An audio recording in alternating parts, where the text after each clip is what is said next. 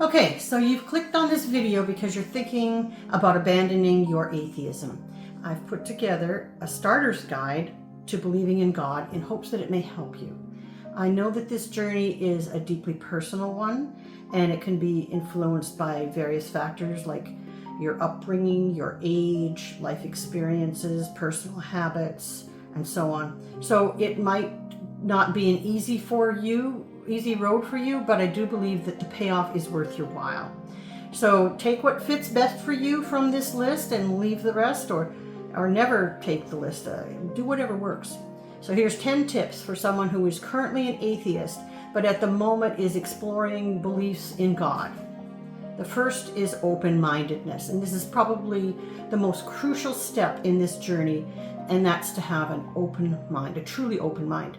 And since you've clicked on this video, your mind is already starting to be more open. So congratulations, this is no small thing. Letting go of one's certainty in their atheism can be the hardest step, but without it, there can be no progress at all in this journey. So keep approaching this exploration with an open mind. Be willing to consider new ideas and new perspectives without immediately dismissing them, which for many atheists is the default mode because it protects them in their core belief. Dismissal is their defense. So number 2 is sacred texts. So learn more about them. This may not be for everyone because for many people, reading is just not their favorite activity. Thank goodness for non-readers that there are so many videos right here on YouTube that can help you in your journey.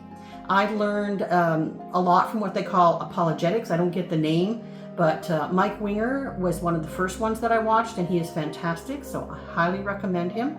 I came upon him purely accidentally, or was it divine intervention? I don't know.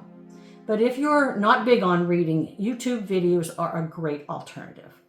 I will be reviewing the first Bible in the months to come, so if you are a reader, then reading religious scriptures on your own from various faiths and traditions like the Bible, the Quran, the Torah, or others may be helpful and give you different insights into the various conceptions of God. Personally, I'll likely be leaning heavily towards the Bible, mostly because of my mother and her belief system, but I know that some people get a lot out of reading about other religions, almost in a sort of survey of religions, and they find that that helps them on their path to believing in God. Number 3 is seeking knowledge from various sources. That can really help you. It's never been easier because there are so many sources now to learn from. So go ahead, educate yourself about different religions and the different beliefs about God. Understanding a variety and a diversity of religious thought can provide an overall perspective that the narrow and old view that you had with atheism ever could. Talk to believers. Engage in conversations with your family or friends who believe in God, or speak to religious leaders. Ask them about their experiences and their reasons for believing and the reasons for their faith. This may be harder for you if you've surrounded yourself with mostly atheist friends, so that your entire circle is made of non-believers who can be extremely cynical and openly hostile towards believers. And know that your fellow atheists are not going to be accepting of you leaving that mindset. You may need to pursue your pursuit of God on the down low at first, because believe me when I tell you, they will try to dampen your belief and stomp on it, because if you change, it calls into question why they haven't changed. At the moment, you're in the very initial stages of questioning your atheism. Don't let that get derailed by peers pressuring you and mocking you, because many will. So guard your ideas until they are strong enough to withstand such challenges. Number 5 is to reflect on your personal experiences. Consider any moments in your life where you have felt a sense of awe, wonder, or connection to something greater than yourself. Have you ever had any experiences that didn't quite make sense to you? Things that could not be explained with any sort of scientific or rational thought? Things that seemed supernatural? Or do you know others that may have had supernatural experiences? For me, I had these sorts of events, and though I initially could blow them off, eventually there were too many to dismiss. I just couldn't readily dismiss them. Think back. Reflecting on these experiences can help open a path to you to belief, as it did for me. 6 is to practice meditation or prayer. Experiment with meditation or prayer, even if it feels unfamiliar, odd, or uncomfortable. Well, I know these practices can help quiet the mind and create a space for spiritual exploration. I've not so far mastered them, but there are many people that do, so give it a try. At the moment, I'm actually contemplating buying a rosary and learning the prayers that go with it, even though I'm not Catholic, and my family historically has been decidedly anti-Catholic. In fact, my grandfather was an Orangeman, so I come from a very long line of Protestants, very strong Protestants. Their beliefs were so strong, in fact, that and they were so devout that they on Sundays would sometimes would sit with their hands crossed in contemplation in observance of the Sabbath. And so, although my mother was a Christian, she never in my lifetime attended a church.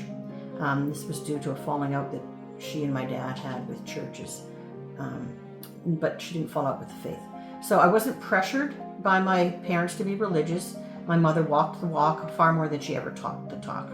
Number 7 comes in with consider joining a religious community, attending services or gatherings at a local place of worship. Participating in community worship can provide a supportive environment for exploring belief. Now, I have to say that I've not done that yet, but it might work for you. Why haven't I done it? The few times I've ever been in a church in my life, I found it to be an intimidating environment.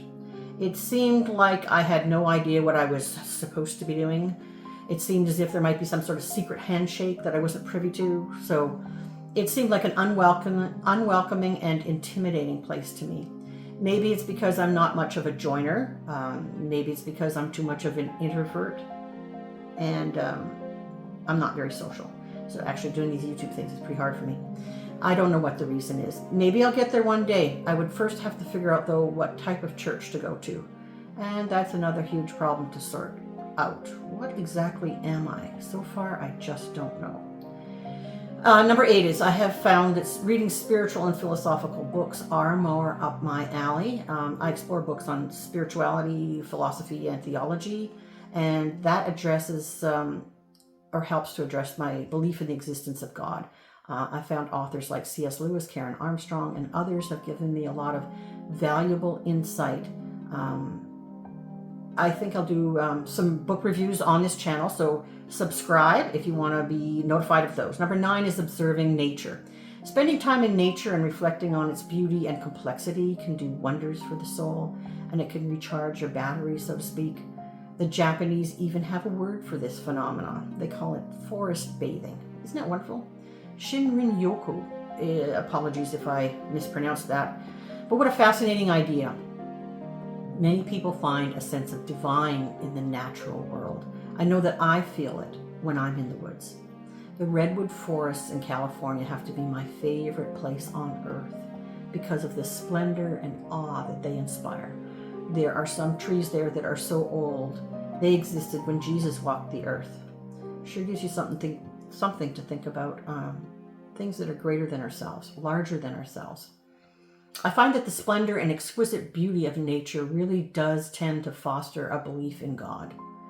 I no longer believe that all of this just sort of fell into place randomly over time, as I used to believe when I was an atheist. And finally, number 10, be patient.